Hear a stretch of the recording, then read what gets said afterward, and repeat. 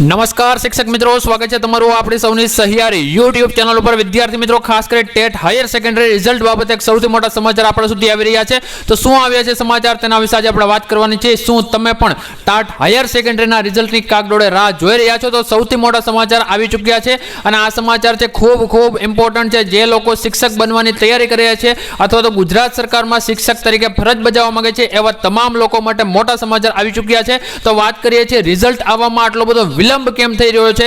ઘણા બધા વિદ્યાર્થીઓ ઘણા દિવસથી પ્રશ્ન કરી રહ્યા છે કે હજુ આટલો બધો વિલંબ કેમ થઈ રહ્યો છે। તો એના લઈને સૌથી મોટા અપડેટ છે, તો જોડાયેલા રહેજો। બધી જ માહિતી આજના વિડીયોમાં તમને આપીશું।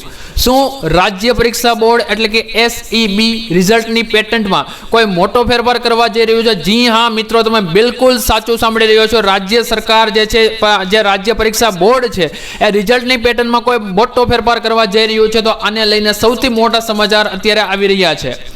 મિત્રો, એક બહુ મોટી ચર્ચા ચાલી રહી છે કે રિઝલ્ટમાં મોડી થવા પાછળનું મુખ્ય કારણ સબ્જેક્ટ વાઇઝ કટ ઓફ અને કેટેગરી વાઇઝ મેરિટ લિસ્ટ હોઈ શકે છે। તો આ બાબત છે એકવાર જે છે એના ઉપર તમારે વિચાર કરવા જેવી બાબત છે। આગળ શું થઈ શકે છે એના વિશે આપણે વિડીયોમાં બધે જ અને ડિટેલ પૂર્વક વાત કરવાના છે। રીઝન પાછળ જે રીઝન છે એનું ડિલે કેમ છે રિઝલ્ટનું, તો એના વિશે પણ વાત કરવાના છીએ।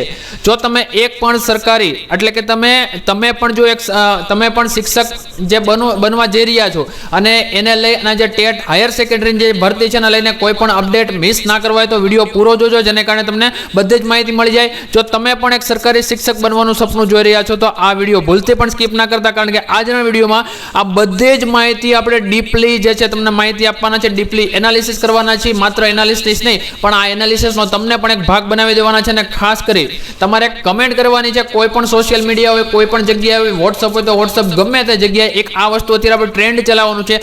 ટેટ રિઝલ્ટ 2026 વેરી ફાસ્ટ અત્યારે જે છે ખૂબ જ ઝડપી કામગીરી ચાલી રહી છે। પણ એમાં પણ જો આપણો એક ટ્વીટ આવી જાય અથવા તો આ એક ગમે તે તમે જાઓ આ વિડીયોની કમેન્ટ બોક્સમાં પણ તમે આ વસ્તુ જે છે કમેન્ટ કરી શકો છો, અથવા તમે કોઈ પણ સોશિયલ મીડિયા પ્લેટફોર્મનો ઉપયોગ કરો છો તો ખાસ આ વસ્તુ ત્યાં લખવાનું રાખજો, જેને કારણે સરકારને ખ્યાલ આવે કે ભાઈ વિદ્યાર્થીઓ છે જાગૃત થઈ રહ્યા છે અને આપણે જે સ્ટેપ્સ લઈ રહ્યા છે તો એના ઉપર વિદ્યાર્થી પોતાની પ્રતિક્રિયા પણ આપી રહ્યા છે। તો ખાસ એક વસ્તુ અત્યારે જ આપણા વિડીયોમાં કમેન્ટ કરી દો, ટેટ રિઝલ્ટ 2026 ફાસ્ટ, તો આ વસ્તુ કરવાની છે।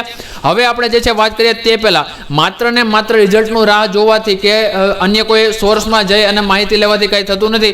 આની સાથે સાથે આપણે મેન્સની તૈયારી કરવાની હોય છે। તો મેન્સની તૈયારી માટે તમારી માટે સંપૂર્ણ કોર્સ જે 50 નિબંધ, 50 સંક્ષેપીકરણ, 50 પત્ર લેખન અને 25 ચર્ચા પત્રો, તો આના માટે એપ્લિકેશનમાં જાઓ અથવા તો વોટ્સઅપ નંબર આપેલો છે એના ઉપર જઈને તમે માહિતી મેળવી શકો છો। જે લોકોને એપ્લિકેશન ઉપર ડાઉનલોડ નથી કરવું, ડાયરેક્ટ વોટ્સઅપ પરથી મટીરિયલ જોઈશે તો ત્યાંથી પણ તમને મટીરિયલ મળી જવાનું છે। તો બિંદાસ થઈ જાઓ અને તૈયારી કરતા રહો। બાકી આ પણ છે હિન્દી માટે અને બાકી 20 પેપર પણ છે। બાકી બધી જ માહિતી તમને નીચે આપેલો નંબર છે એના પરથી માહિતી મળી જશે। વધુ સમય નથી લેતા, ડાયરેક્ટ આવીએ છીએ મુદ્દાઓ ઉપર। નમસ્કાર મિત્રો, સ્વાગત છે તમારું આપણી ચેનલ પર। ગુજરાતમાં આવનારી તમામ ગવર્મેન્ટ જોબ્સ, કરિયર ગાઈડન્સ અને એક્ઝામ અપડેટની સૌથી સચોટ માહિતી માટે અત્યારે જ આપણી ચેનલને સબસ્ક્રાઇબ કરી લો અને બેલ આઇકન દબાવી દો। તો ચાલો સીધા જ મુદ્દાઓ પર આવીએ અને વાત કરીએ। મિત્રો, કોઈ પણ ગવર્મેન્ટ એક્ઝામ આપ્યા પછી સૌથી અઘરો સમય હોય છે રિઝલ્ટની રાહ જોવાનો। ટેટ હાયર સેકન્ડરીના ઉમેદવારો અત્યારે ખૂબ જ ટેન્શનમાં છે, પરંતુ જે ઇન્ટરનલ માહિતી અને ચર્ચાઓ ચાલી રહી છે તે મુજબ રિઝલ્ટ ડિલે થવાનું એક સ્ટ્રોંગ લોજિકલ કારણ છે સબ્જેક્ટ વાઇઝ અને કેટેગરી વાઇઝ કટ ઓફનું કેલ્ક્યુલેશન। હવે સમજો કે આ શું છે અને તેનાથી તમને શું ફાયદો છે કે નુકસાન થઈ શકે છે। સામાન્ય રીતે એક કોમન મેરિટ બહાર પાડવું ખૂબ જ સરળ હોય છે, પણ જ્યારે સરકાર હાઈ પેઇંગ ગવર્મેન્ટ જોબ્સ એટલે કે ઉચ્ચ પગારવાળી સરકારી નોકરીઓ માટે કેન્ડિડેટ સિલેક્ટ કરે છે ત્યારે ક્વોલિટી સાથે કોમ્પ્રોમાઇઝ નથી કરતી। જો બોર્ડ દરેક વિષય જેમ કે મેથ્સ, કોમર્સ, ઇંગ્લિશ વગેરે ઘણા બધા વિષયો માટે અલગ અલગ કટ ઓફ રાખે અને તેમાં પણ જનરલ, OBC, SC, ST અને EWS માટે અલગ રિઝલ્ટ ડિક્લેર કરે તો તેનું ડેટા પ્રોસેસિંગ અને એનાલિસિસમાં ઘણો સમય લાગે છે। મિત્રો, આ પદ્ધતિ જો લાગુ થાય તો તે વિદ્યાર્થીઓ માટે ખૂબ જ ફાયદાકારક બની શકે છે, કારણ કે દરેક વિષયની જે આપણે ડિફિકલ્ટી લેવલ જે કહીએ છીએ કે જે અધ સરેરાશ કહેવાય છે અલગ અલગ હોય છે, જે એવરેજ પણ આપણે કહી શકીએ। કોઈ પેપર અઘરું હોય તો તેનું કટ ઓફ નીચું જઈ શકે છે મારો તમને એક પ્રશ્ન છે, તમારો વિષય કયો છે અને તમારી કેટેગરી કઈ છે?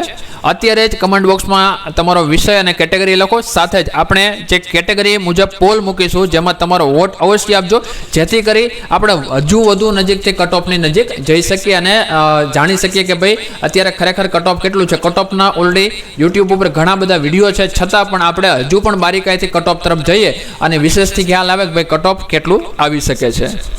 અમે કમેન્ટ્સ વાંચીને એક અલગથી વિડીયો બનાવીશું જેમાં આપણી અંદાજિત કટ ઓફ વિશે વાત પણ કરીશું. તો ફટાફટ કમેન્ટ કરી દો, જેને કારણે આપણે વધુ ઝડપથી વિડીયો લાવી શકીએ, વધુ ઝડપથી એનાલિસિસ થઈ શકે. તો ફાઇનલી શું ખરેખર બોર્ડ આ પદ્ધતિ અપનાવી રહ્યું છે? ઓફિશિયલી હજુ કોઈ જાહેરાત નથી થઈ, પણ એજ્યુકેશનલ એક્સપર્ટ્સ અને કરિયર કાઉન્સિલર માને છે કે જો સિસ્ટમમાં ટ્રાન્સપરન્સી એટલે કે પારદર્શિતા અને એક્યુરેસી લાવી હોય તો આ મેથડ બેસ્ટ છે અને આ જ કારણસર રિઝલ્ટમાં સમય લાગી રહ્યો હોય તેવું લાગી રહ્યું છે. જે લોકો ડરી રહ્યા છે કે મારું સિલેક્શન થશે કે કેમ, તેમણે ધીરજ રાખવાની જરૂર છે.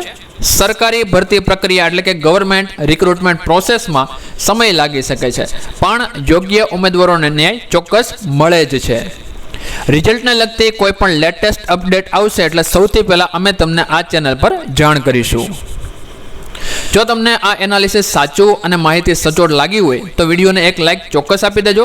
સાથે જ તમારા જે પણ મિત્રો ટેટ હાયર સેકન્ડરીનું રિઝલ્ટનું વેઇટ કરી રહ્યા છે તેમના વોટ્સઅપ ગ્રુપમાં આ વિડીયો શેર કરવાનું રાખજો. અને હા, નવી અપડેટ મિસ ના કરવી હોય તો નીચે આપેલું લાલ સબસ્ક્રાઇબ બટન છે દબાવી દેજો, જે તમે લોકો દબાવી અને આપણી સાથે જોડાયેલા છો પહેલેથી. અને ખાસ કરી કહેવાનું છે કે ટેલિગ્રામમાં જોડાજો. ટેલિગ્રામમાં રેગ્યુલર નવી PDF ફ્રી મટીરિયલ સ્વરૂપે આવતી રહે છે. તો મળીએ છીએ કોઈ નવા વિડીયોમાં નવી માહિતી સાથે. ત્યાં સુધી જય હિન્દ, જય ભારત, વંદે માતરમ. આવનારી પરીક્ષા માટે ઓલ ધ બેસ્ટ.